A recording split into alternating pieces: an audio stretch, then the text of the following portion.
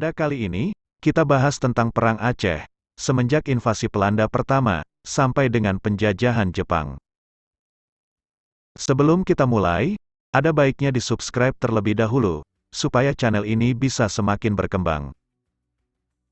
Perang Aceh Belanda atau disingkat Perang Aceh adalah perang Kesultanan Aceh melawan Belanda dimulai pada 1873 hingga 1904. Kesultanan Aceh menyerah pada Januari tahun 1904, tapi perlawanan rakyat Aceh dengan perang gerilya terus berlanjut. Pada tanggal 26 Maret tahun 1873, Belanda menyatakan perang kepada Aceh, dan mulai melepaskan tembakan meriam ke daratan Aceh dari kapal perang Citadel van Antwerpen. Pada tanggal 5 April tahun 1873, Belanda mendarat di pantai Cerumen di bawah pimpinan Johan Harmen Rudolf Kohler, dan langsung bisa menguasai Masjid Raya Baitur Rahman. Kohler saat itu membawa 3.198 tentara, sebanyak 168 diantaranya para perwira. Akibat dari perjanjian Siak 1858, Sultan Ismail menyerahkan wilayah Delhi, Langkat, Asahan dan Serdang kepada Belanda. Padahal daerah-daerah itu sejak Sultan Iskandar Muda, berada di bawah kekuasaan Aceh. Belanda melanggar perjanjian Siak, maka berakhirlah perjanjian London tahun 1824. Isi perjanjian London adalah Belanda dan Britania Raya membuat ketentuan tentang batas-batas kekuasaan kedua daerah di Asia Tenggara yaitu dengan garis lintang Singapura. Keduanya mengakui kedaulatan Aceh. Aceh menuduh Belanda tidak menepati janjinya, sehingga kapal-kapal Belanda yang lewat perairan Aceh ditenggelamkan oleh pasukan Aceh. Perbuatan Aceh ini didukung Britania Raya dengan dibukanya terusan Suez oleh Ferdinand de Lesseps menyebabkan perairan Aceh menjadi sangat penting untuk lalu lintas perdagangan. Ditandatanganinya Perjanjian London 1871 antara Inggris dan Belanda, yang isinya, Britania memberikan keleluasaan kepada Belanda untuk mengambil tindakan di Aceh. Belanda harus menjaga keamanan lalu lintas di Selat Malaka. Belanda mengizinkan Britania bebas berdagang di Siak dan menyerahkan daerahnya di Guyana Barat kepada Britania. Akibat Perjanjian Sumatera 1871, Aceh mengadakan hubungan diplomatik dengan Konsul Amerika Serikat, Kerajaan Italia dan Kesultanan Utsmaniyah di Singapura. Aceh juga mengirimkan utusan ke Turki Utsmani pada tahun 1871. Akibat upaya diplomatik Aceh tersebut, Belanda menjadikannya sebagai alasan untuk menyerang Aceh. Wakil Presiden Dewan Hindia Frederik Nicolas Nieuwenhuizen dengan 2 kapal perangnya datang ke Aceh dan meminta keterangan dari Sultan Mahmud Shah tentang apa yang sudah dibicarakan di Singapura itu. Tetapi Sultan Mahmud menolak untuk memberikan keterangan. Perang Aceh Pertama, tahun 1873 sampai tahun 1874, dipimpin oleh Panglima Polim dan Sultan Mahmud Shah melawan Belanda yang dipimpin Kohler.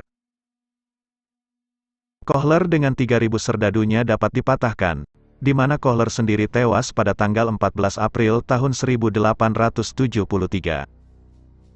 10 hari kemudian, perang berkecamuk di mana-mana. Yang paling besar saat merebut kembali Masjid Raya Baitur Rahman, yang dibantu oleh beberapa kelompok pasukan. Ada di Pekan Aceh, Lambuk, Lampu, Pekan Bada, sampai Lambada, Krueng Raya.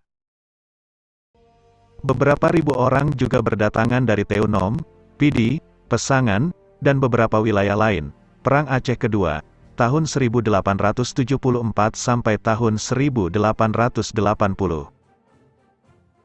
Pasukan Belanda dipimpin oleh Jenderal Jan van Swieten.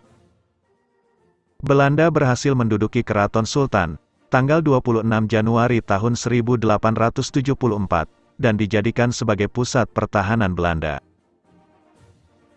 Pada tanggal 31 Januari tahun 1874 Jenderal van Swieten mengumumkan bahwa seluruh Aceh jadi bagian dari kerajaan Belanda. Ketika Sultan Mahmud Shah wafat tanggal 26 Januari tahun 1874, digantikan oleh Tuanku Muhammad Daud yang dinobatkan sebagai Sultan di Masjid Indrapuri. Perang pertama dan kedua ini adalah perang total dan frontal, di mana pemerintah masih berjalan mapan, meskipun ibu kota negara berpindah-pindah ke Kemala Dalam, Indrapuri, dan tempat-tempat lain. Perang ketiga, tahun 1881 sampai tahun 1896. Perang dilanjutkan secara gerilya dan dikobarkan perang fi-sabilillah. Di mana sistem perang gerilya ini dilangsungkan sampai tahun 1903.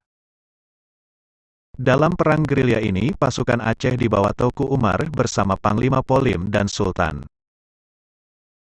Februari tahun 1899, Jenderal Van Heutz mendapat laporan dari mata-matanya mengenai kedatangan Teuku Umar di Melaboh, dan segera menempatkan sejumlah pasukan yang cukup kuat di perbatasan Melaboh.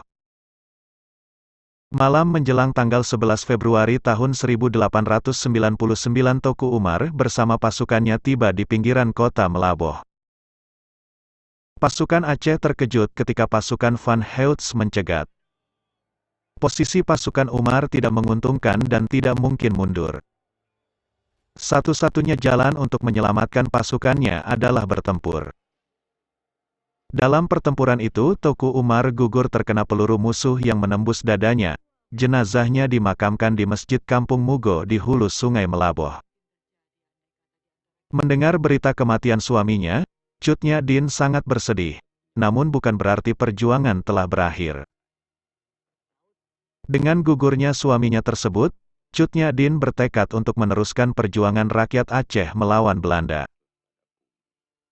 Ia pun mengambil alih pimpinan perlawanan pejuang Aceh, tetapi Cut Nyak-Dien istri Teuku Umar kemudian tampil menjadi komandan perang gerilya, perang keempat, tahun 1896 sampai tahun 1910, adalah perang gerilya kelompok dan perorangan dengan perlawanan, penyerbuan, penghadangan dan pembunuhan tanpa komando dari pusat pemerintahan kesultanan. Untuk mengalahkan pertahanan dan perlawan Aceh, Belanda memakai tenaga ahli Dr. Christiaan Snoek Hurgronje yang menyamar selama 2 tahun di pedalaman Aceh untuk meneliti kemasyarakatan dan ketatanegaraan Aceh. Hasil kerjanya itu dibukukan dengan judul Rakyat Aceh, The Aceher.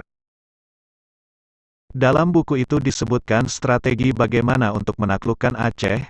Usulan strategi Snoek Hurgronje kepada gubernur militer Belanda Johannes Benedictus van Heutz adalah, supaya golongan Kemala, yaitu Sultan yang berkedudukan di Kemala, dengan pengikutnya dikesampingkan dahulu. Tetap menyerang terus dan menghantam terus kaum ulama. Jangan mau berunding dengan pimpinan-pimpinan gerilya. Mendirikan pangkalan tetap di Aceh Raya. Menunjukkan niat baik Belanda kepada rakyat Aceh, dengan cara mendirikan langgar, masjid, memperbaiki jalan-jalan irigasi dan membantu pekerjaan sosial rakyat Aceh. Ternyata siasat Dr. Snoek Hurgronje diterima oleh Van Heutz yang menjadi gubernur militer dan sipil di Aceh, tahun 1898 sampai tahun 1904. Kemudian Dr. Snoek Hurgronje diangkat sebagai penasihatnya. Taktik perang gerilya Aceh ditiru oleh Van Heutz, di mana dibentuk pasukan Marehause yang dipimpin oleh Hans Christoffel dengan pasukan kolon macan yang telah mampu dan menguasai pegunungan-pegunungan. Hutan-hutan rimba raya Aceh untuk mencari dan mengejar gerilyawan-gerilyawan Aceh. Taktik berikutnya yang dilakukan Belanda adalah dengan cara penculikan anggota keluarga gerilyawan Aceh. Misalnya Christoffel menculik Permaisuri Sultan dan Tengku Putro, 1902. Van der Maaten menawan putra Sultan Tuanku Ibrahim. Akibatnya, Sultan menyerah pada tanggal 5 Januari tahun 1902 ke Sigli dan berdamai. Van der Maaten dengan diam-diam menyergap Tangse kembali. Panglima Polim dapat meloloskan diri, tetapi sebagai gantinya ditangkap putra Panglima Polim, Cut Poradeu, saudara perempuannya dan beberapa keluarga terdekatnya. Akibatnya Panglima Polim meletakkan senjata dan menyerah ke Lok Seumawe pada Desember tahun 1903. Setelah Panglima Polim menyerah, Banyak penghulu-penghulu rakyat yang menyerah mengikuti jejak Panglima Polim. Taktik selanjutnya, pembersihan dengan cara membunuh rakyat Aceh yang dilakukan di bawah pimpinan Godfried Conrad Ernst van Dalen yang menggantikan Van Heutes. Seperti pembunuhan di Kutareh, tanggal 14 Juni tahun 1904, di mana 2.922 orang dibunuhnya, yang terdiri dari 1.773 laki-laki dan 1.149 perempuan. Taktik terakhir menangkap Cut Nyak Dien istri Teuku Umar yang masih melakukan perlawanan secara gerilya.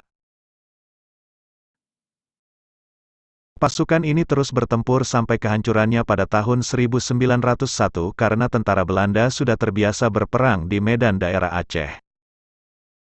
Selain itu, Cut Nyak Dien sudah semakin tua.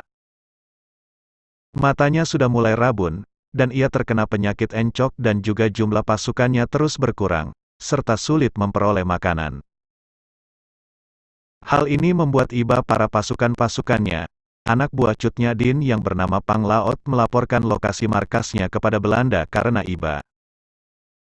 Akibatnya, Belanda menyerang markas Cut Nyak Dien di Betong Lesageo. Mereka terkejut dan bertempur mati-matian. Dien berusaha mengambil rencong dan mencoba untuk melawan musuh. Namun, aksi Dien berhasil dihentikan oleh Belanda. Cut Nyak Dien ditangkap, sementara Cut Gambang berhasil melarikan diri ke hutan dan meneruskan perlawanan yang sudah dilakukan oleh ayah dan ibunya selama Perang Aceh. Van Heutes telah menciptakan surat pendek, Korte Verklaring. Traktat pendek tentang penyerahan yang harus ditandatangani oleh para pemimpin Aceh yang telah tertangkap dan menyerah. Di mana isi dari surat pendek penyerahan diri itu berisikan, Raja, Sultan, mengakui daerahnya sebagai bagian dari daerah Hindia Belanda. Raja berjanji tidak akan mengadakan hubungan dengan kekuasaan di luar negeri, berjanji akan mematuhi seluruh perintah-perintah yang ditetapkan Belanda. Perjanjian pendek ini menggantikan perjanjian-perjanjian terdahulu yang rumit dan panjang dengan para pemimpin setempat. Walau demikian, wilayah Aceh tetap tidak bisa dikuasai Belanda seluruhnya. Dikarenakan pada saat itu tetap saja terjadi perlawanan terhadap Belanda meskipun dilakukan oleh sekelompok orang, masyarakat. Ketika Perang Kolonial Belanda di Aceh hampir memasuki seperempat abad, Letnan Kolonel Infanteri Purnawirawan G.B. Hoijer yang pernah bertugas di Aceh menulis dalam ikhtisar umum bukunya De Kriegers Geschiedenis van Nederlands Indie van, Jilid 3. Tahun 1895, pada halaman 5 sebagai berikut. Tidak ada pasukan Diponegoro atau Sentot, baik orang-orang Padri yang fanatik maupun rombongan orang-orang Bali atau masa berkuda orang-orang Bone. Seperti yang pernah diperagakan oleh para pejuang Aceh yang begitu berani dan tak takut mati menghadapi serangan, yang begitu besar menaruh kepercayaan pada diri sendiri. Yang sedemikian gigih menerima nasibnya, yang cinta kemerdekaan, yang bersikap sedemikian fanatik seolah-olah mereka dilahirkan untuk menjadi gerilyawan bangsanya. Oleh sebab itu Perang Belanda di Aceh akan tetap menjadi sumber pelajaran bagi pasukan kita.